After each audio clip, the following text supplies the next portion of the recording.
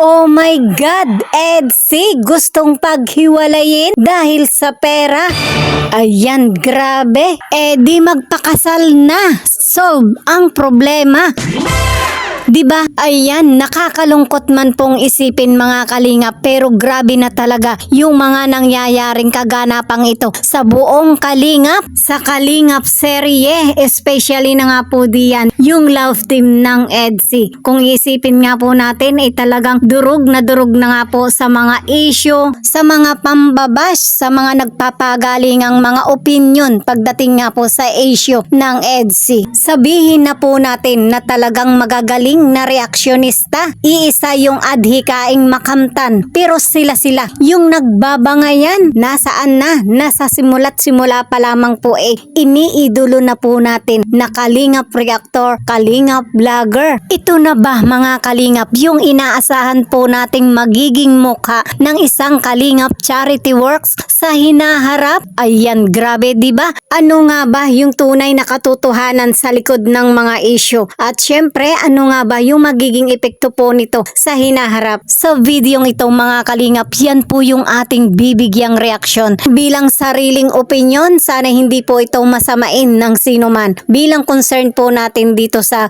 kalingap community. Ayan, grabe, talagang umiinit po yung ating talakayan. Kaya naman wag po kayong aalis. Panoorin nyo po ito hanggang dulo. Pero bago yan mga kalingap, paki-like, share, and subscribe po muna. Ayan. At syempre naman, mega love shoutout po sa ating mga viewers, sa mga solid supporters ng Team Kalingap, mga Kalingap Reactor, and of course, Kuya Bal Santos Matubang, and Kalingap Rob. Ayan, tuloy-tuloy lang po mga Kalingap yung atin pong mga pagsuporta. Yun pong kanilang mga pagcha-charity works para syempre tuloy-tuloy din po yung pagbibigay po nila ng tulong, yung pagbibigay po nila ng saya. Ayan, grabe, diba? So, ayan, tuloy-tuloy na po tayo mga Kalingap sa atin pong napakainit na talakayan. Ayan, hindi po natin aakalain na sa pagiging trending ng love team nga po ng EDSI, talagang magiging trending din po pagdating sa mga issue ang EDSI. Mga Kalingap, bilang pagbibigay po natin ng sariling opinion, ito po ay hindi para sa kasiraan, kundi bilang pampagood vibes. Ayan, na sana'y maging maayos na po ang lahat. Pero dahil nga po sa mga kaganapang ito, yung tunay na katotohanan kung bakit nga po patuloy na nagte-trending, patuloy na hindi nga po nauubos yung mga issue, hindi pa nga po natatapos yung isa, ayan na naman, dumarating na naman ang panibagong issue at talagang trending ang mga issue pagdating sa EDSI. Kumbaga mga kalingap, duguan na, hindi pa rin po tigilan. Ayan, grabe, diba?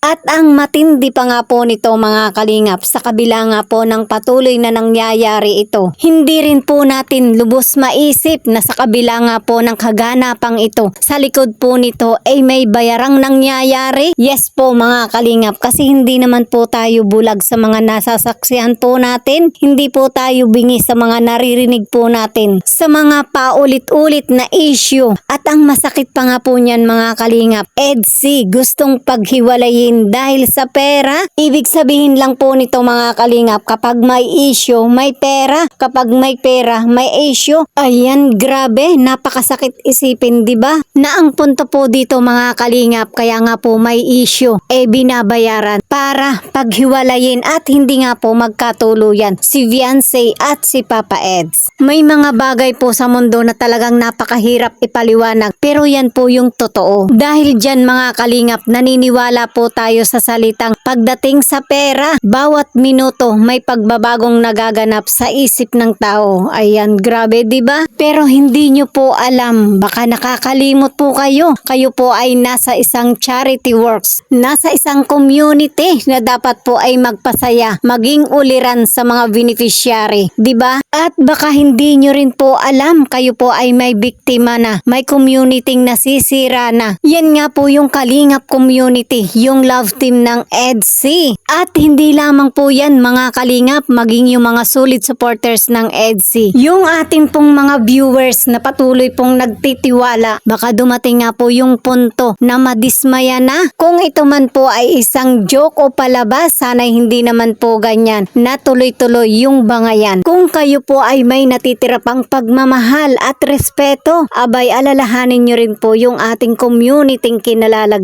At sana naman ay wag nyo pong isipin na ang inyo pong lingkod ay nagmamalinis, nagpapasikat for content, for the views. No, hindi po. Pwede po kayong magkomento kung kayo po ay umaalma, pero para sa akin mga kalingap, lahat po ng content, lahat po ng mga YouTuber ay talagang views yung hinahanap. Kasi nga 'di ba may mga viewers po na talagang ganyan po lagi yung kanilang iniisip. Pero para sa akin mga kalingap, hindi naman po problema kung panoorin man po o hindi yung aking content. Ang mahalaga sa akin mga kalingap na ipahayag ko yung aking saloobin bilang pagmamahal, pagmamalasakit po natin sa ating community ng kalingap. Ayan, kung kayo naman po ay interested sa aking content, ngayon pa lamang po ay lubos-lubos na po ang aking taus-pusong pasasalamat sa inyong lahat. At syempre mga kalingap, kung ako naman po ay nagmamalabis, ipagpaumanhin nyo po sana. Ayan, grabe. So balikan na po natin yung ating talakayan. Dahil nga po sa mga trending na issue patungkol nga po sa EDC ay talagang lumala na. Yan po yung nangyayari sa ngayon sa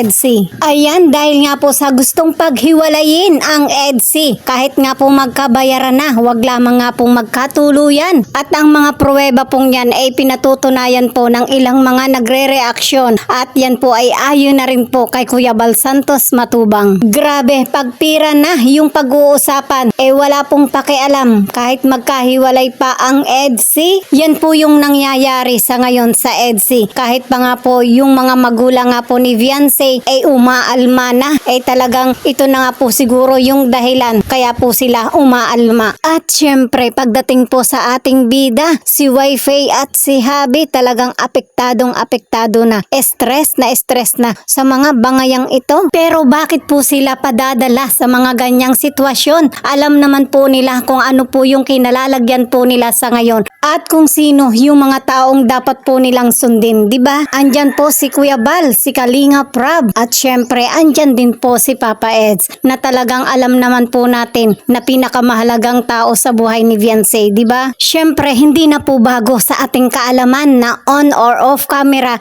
close na close po talaga sila sa isa't isa. Lalo pa nga po ngayon, hatid sundo ni Papa Eds si Viancy, laging magkasama, alagang-alaga at mahal na mahal ni Papa Eds si Viancy. At alam din naman po natin mga kalingap na talagang mahal na mahal ni Viancy si Papa Eds. So ano pa yung magiging problema? Syempre kung mahal po nila yung isa't isa, bakit hindi po nila ipaglaban? Di magpakasal na, solve ang problema. Ayan, grabe, di ba? Di wow. Tingnan po natin kung ano po ang mangyayari sa mga isyong bayaran, di ba? Ayan, comment nga po kayo mga kalingap kung sakaling magpakasal na itong si Habi at si Wifi. May magiging issue pa ba? Syempre meron, di ba? Kasi yung mga nagpabayad maniningil na yan kasi hindi nga po sila nagtagumpay na paghiwalayin ang EDC, di ba? At sa kabilang banda mga kalingap, ito naman po talaga yung plano at gustong mangyari ni Kuya Bal, di ba? Nitong nakaraan, di ba, pag-uwi po nila galing Hong Kong may plano nga po silang mamanhikan at ipa-secret married itong si Wifi at si Habi. Bakit hindi po ituloy? Yan po yung mga gustong-gustong mangyari ng mga viewers. At syempre, nang matigil na ng tuluyan yung mga issue sa EDC. So ayan mga kalingap, hanggang dyan po muna. Abangan nyo po ang ating next video and God bless po sa ating lahat.